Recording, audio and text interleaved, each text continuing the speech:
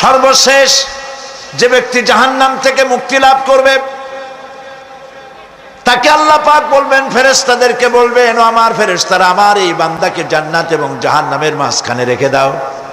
জান্নাত এবং জাহান্নামের মাঝখানে লোকটি যখন থাকার জায়গা পাবে, সে জান্নাতের দিকে তাকায়া দেখবে আর কাঁদতে থাকবে।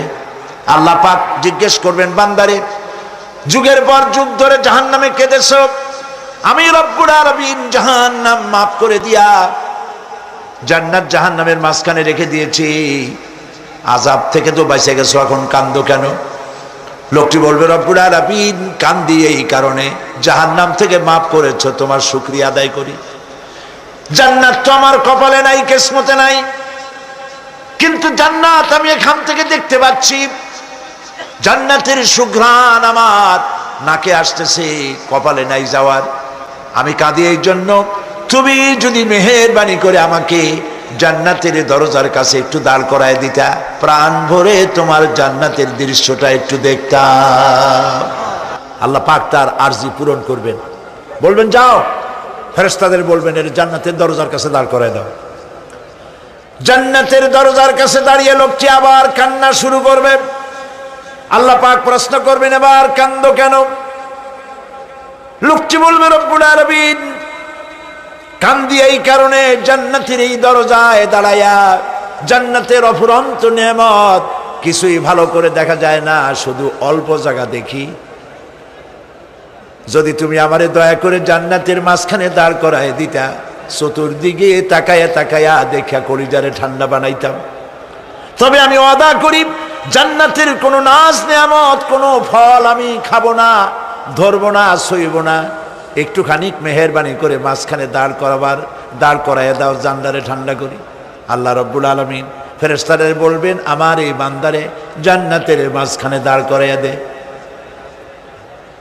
আল্লাহর নবী বলেন, জান্নাতের মাঝখানে দাঁড়িয়ে লোকটি আগের চাইতে আরো জোরে চিৎকার মেরে কাঁদতে থাকবে।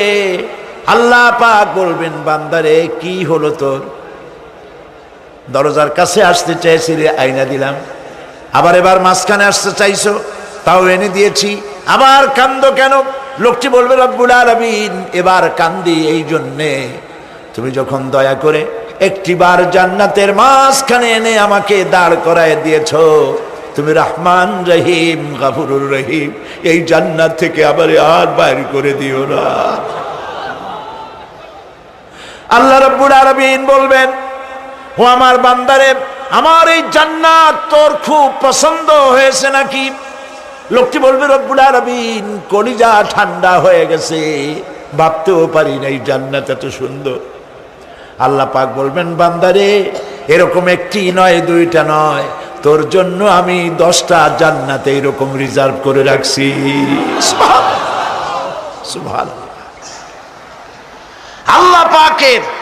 আল্লাহ পাককে ভয় করে পৃথিবীর সমস্ত পাপ থেকে যারা নিজেকে রক্ষা করবে, আল্লাহ তাদের জন্য এই জান্নাত রেখে দিয়েছেন। সুবহানাল্লাহ।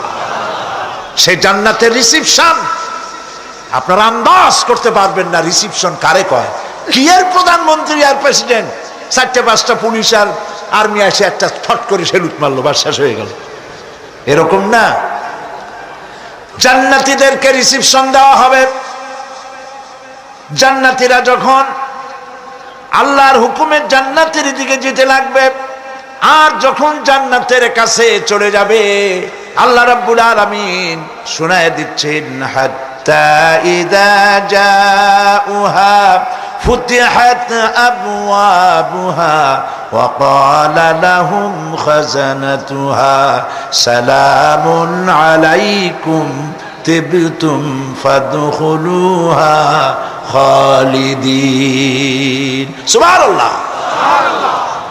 জান্নাতীরা যখন জান্নাতে প্রবেশ করার দরজার মুখোমুখি হবে, দ্বার রক্ষীগণ তখন বলবে, সালামুন আলাইকুম, আল্লাহর শান্তি তোমাদের উপরে বর্ষিত হোক। সুবহানাল্লাহ। দুনিয়ার টাটকা টাটকা সুখগুলি 2 পা দিয়ে ঠেলে দিয়েছো, টাটকা সুখগুলি গ্রহণ করো নাই, হারাম খাও নাই, আল্লাহর দ্বীন কায়েমের জন্য রক্ত দিয়েছো, জীবন দিয়েছো, কষ্ট করেছো, আল্লাহকে ভয় করেছো, আমাদের সালাম গ্রহণ করো, জান্নাতের মধ্যে ঢুকে যাও চিরকালের জন্য। সুবহানাল্লাহ। আর বাইর হওয়া লাগবে না, চিরকাল এই জান্নাতের মধ্যে তোমরা বসবাস করতে পারবে, আল্লাহ রাব্বুল আলামিনের ফেরেশতারা বলে দিবেন। জান্নাতের মধ্যে আল্লাহ পাক হুরদের সঙ্গে জান্নাতীদের বিয়ের ব্যবস্থা করে দিবেন।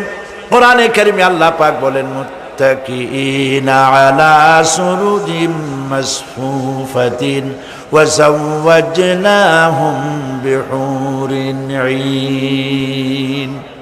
সামনাসামনি ভাবে সাজানো সারি সারি আসন সমূহের উপর তারা ঠেস লাগায় বসে থাকবে, আর আল্লাহ রাব্বুল আলামিন হুরদের সাথে জান্নাতীদের বিয়ের ব্যবস্থা করে দিবেন। যেসব হুরের সঙ্গে বিয়ে হবে তাদের আল্লাহ পাক বিবরণ দিচ্ছেন কি রকম হবে তারা। লাম ইয়াতমিসহুন্না ইনসুন ওয়ালা জান। এর পূর্বে জিন এবং ইনসান এদেরকে কেউ স্পর্শ করে নাই। কি রকম তারা? কাআন্নাহুন্নাল ইয়াকুতু ওয়াল মারজান। যেমন ঝিনুকের ভিতরে মণিমুক্তা থাকে, এইভাবে আল্লাহ পাক তাদেরকে পবিত্র করে রেখে দিয়েছেন। আমার প্রিয় ভাইরা, আল্লাহ রাব্বুল আলামিন কোরআনে কারীমের ভিতরে বলেছেন, ফাবিআইয়ি আলা'i রাব্বিকুমা তুকাযযিবান। জান্নাত দান করে আল্লাহ পাক এবার জান্নাতীদেরকে সম্বোধন করে বলবেন, ইয়া ইবাদি লা খাউফুন আলাইকুমুল ইয়াওমা ওয়ালা আনতুম তাহজানুন। হে আমার বান্দারা, লা খাউফুন আলাইকুমুল ইয়াওম, আজ আর কোনো ভয় নাই। সুবহানাল্লাহ, সুবহানাল্লাহ। আজ আর কোনো ভয় নাই, কোনো চিন্তাও নাই, আরামে এই জান্নাতের মধ্যে বসবাস করো। এরপরে আল্লাহ পাক জিজ্ঞেস করবেন, ও আমার জান্নাতীরা, আমি যেসব ওয়াদা করছিলাম আমার ওয়াদা মোতাবেক সমস্ত নিয়ামত পেয়েছো? তারা বলবে, হ্যাঁ পেয়েছি, সব নিয়ামত আপনার ওয়াদা মোতাবেক সব পেয়েছি। আল্লাহ রাব্বুল আলামিন বলবেন, সব পাও নাই, ওয়ালাদাইনা মাজিদ, আমার কাছে আরো বেশি আছে। সুবহানাল্লাহ, আমার কাছে আরো বেশি আছে। জান্নাতীরা বুঝবে না সে আরো বেশিটা কি, এর থেকে আর বেশি কি।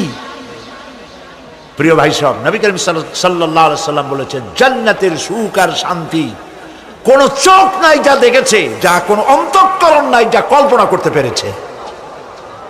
এই জান্নাত মুত্তাকিদের জন্য আল্লাহ রাখছেন। সুবহানাল্লাহ। জান্নাতীরা ভাবতেও পারবে না সেই নিয়ামতগুলি কি। প্রিয় ভাই সব,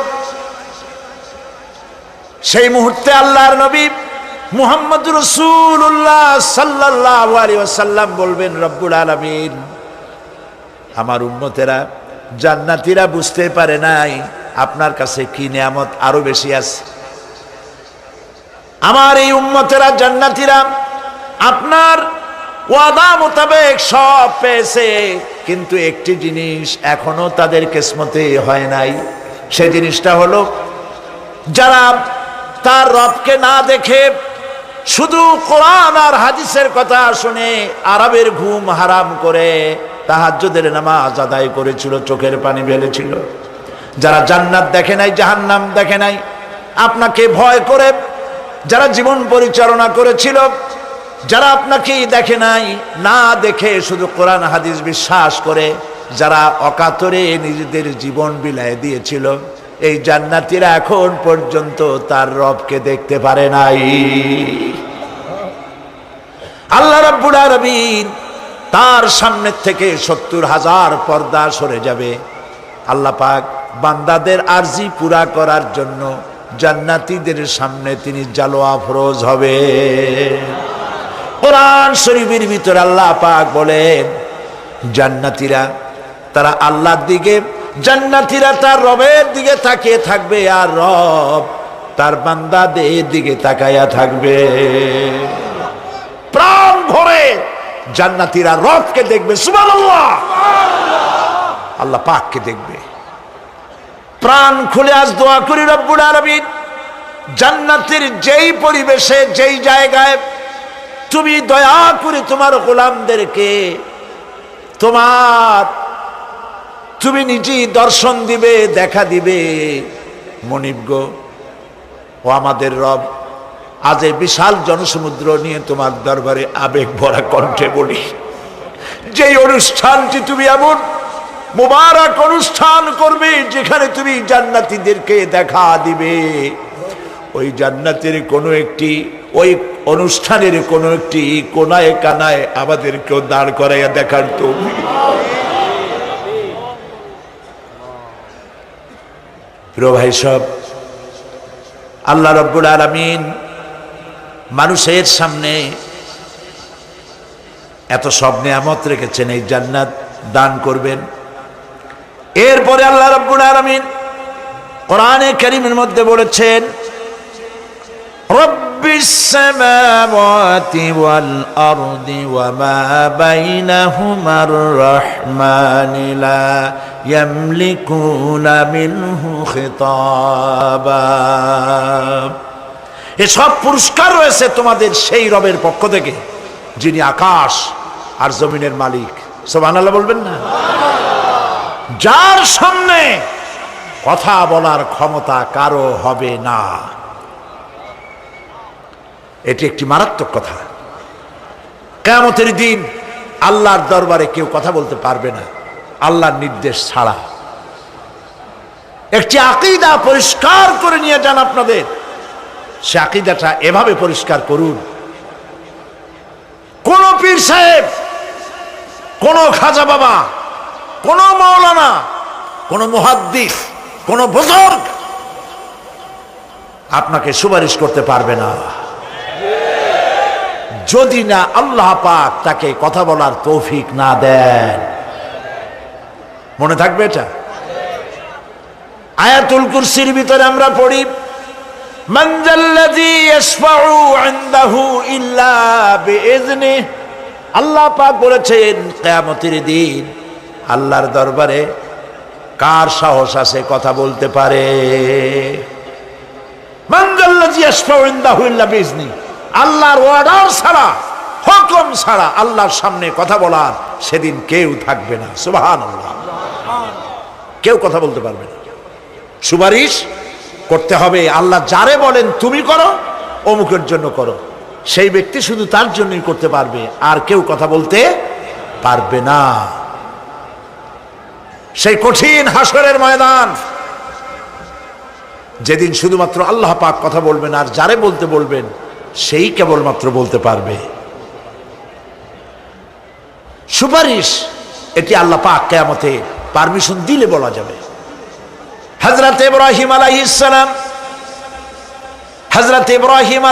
সালাম কিয়ামতের দিন তার নিজের পিতা সম্পর্কে সুপারিশ করবেন, রব্বুল আলামিন আমার আব্বার জন্য সুপারিশ করতেছি, মেহেরবানি করে জাহান্নাম থেকে তারে আপনি রক্ষা করুন।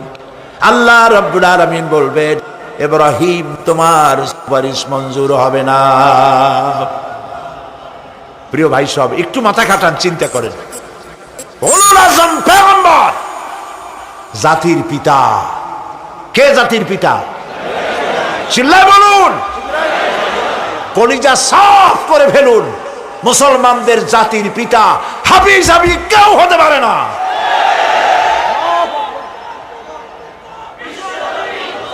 মিল্লাতা আবিকুম ইব্রাহিম। ইব্রাহিম আলাইহিস সালাম এই মিল্লাতের পিতা। সুবহানাল্লাহ। হযরত ইব্রাহিম আলাইহিস সালাম কিয়ামতের দিন বলবেন, আল্লাহ আমার আব্বার জন্য সুপারিশ করছি। আল্লাহ পাক বলবেন মঞ্জুর হবে না। আজর তোমার পিতা হতে পারে, কিন্তু আমার খলিলকে আগুনে ফেলার জন্য নমরুদকে সে সহযোগিতা করেছে, আমি তোমার পিতাকে ক্ষমা করব না। নবী করিম সাল্লাল্লাহু আলাইহি সাল্লামকে সাহাবায়ে কেরাম জিজ্ঞেস করেছেন, হে রাসূল আপনার আব্বা এবং আম্মার অবস্থা কি হবে? নবী করিম সাল্লাল্লাহু আলাইহি সাল্লাম কেঁদে ফেলেছেন, সব বলেছেন আমি তাদের কোনো উপকারে আসব না। আল্লাহু আকবার। আপনি মনে করছেন নাকি যে ইয়া নবী সালাম আলাইকা বলি অমনি নবীর সুপারিশ পাবেন? এত সহজ। কতগুলা রসগোল্লা খাইলেন আর বড় একটা মিছিল করলেন আর অমনি চলে যাবেন? পৃথিবীর সব মানুষ, সাহাবায়ে কেরাম বাদ দেন, পৃথিবীর সমস্ত মানুষ একত্রিত হয়ে আবু তালেব রাসূলুল্লাহকে যে ভালোবেসেছেন, ওর 1000 ভাগের 1 ভাগও সারা দুনিয়ার মানুষ রাসূলুল্লাহকেই ভালোবাসতে পারবে? পারবে? নিজের ছেলে আলীকে, আলী রাদিয়াল্লাহু তাআলা আনহুকে আলাদায় বিছানায় শোয়াইয়া, ছোট্ট মানুষ হযরত আলী আলাদা জায়গায় রাখিয়া মুহাম্মদুর রাসূলুল্লাহ সাল্লাল্লাহু আলাইহি ওয়াসাল্লাম এতিম মানুষ, তারে কলিজার সাথে বুকের মধ্যে আশ্রয় করে দিয়ে আগলে রেখেছেন বুক ভরে। সেই আবু তালেব মৃত্যুর সময় নবী করিম সাল্লাল্লাহু আলাইহি ওয়াসাল্লাম বলেছিলেন, চাচা একটি বার আমার কানে তাওহীদের কালেমা শোনায় দেন। আবু তালেব, তার কিসমতে ছিল না কালেমা। মরে যাওয়ার পর একজন সাহাবী বলেছিলেন, ইয়া রাসূলুল্লাহ, মৃত্যুর সময় আবু তালেবের মুখ আমি নড়তে দেখেছি, তিনি কালেমা পড়েছেন সম্ভবত। রাসূলুল্লাহ সাহেব বলেছেন, আমি শুনি নাই।